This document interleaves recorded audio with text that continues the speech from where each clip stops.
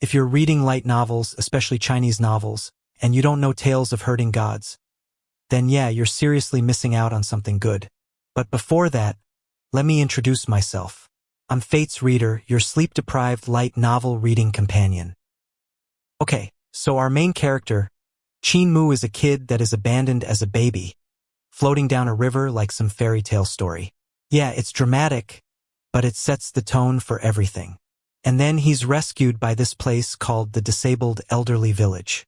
Honestly, at first I was like, is this gonna be some boring old people place? But no, these people taught him everything. Medicine, painting, blacksmithing, even divine arts. Basically, everything you could think of. I mean, this kid is like peak overachiever. He absorbs everything. You know that meme? How it started versus how it's going? Baby in a basket versus him practicing every skill in the village. Yeah, that's Qin Mu. And don't get me started on his curiosity. This kid isn't just smart, he's mischievous. Sometimes you get the vibe that he's studying, but actually plotting something huge behind the scenes. Honestly, same energy as those me pretending to work but actually scheming memes. Every day is an adventure for him. Every skill he learns is another step toward as he grow up. Well, basically world domination.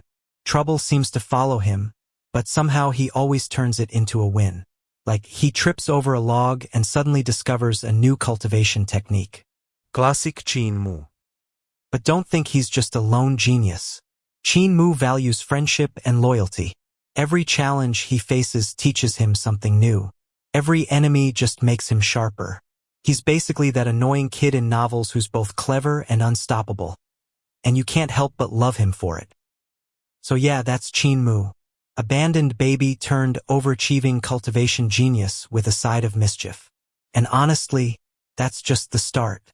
Stick around if you want to see how he grows from this little village kid to, well, legend. You don't want to blink. So yeah, that's Qin Mu. And honestly, this is still just the very beginning of Tales of Herding Gods. I haven't even scratched the surface yet. If you enjoyed this intro, stick around. I'll be covering more chapters, more moments, and more light novels that keep us awake at unreasonable hours.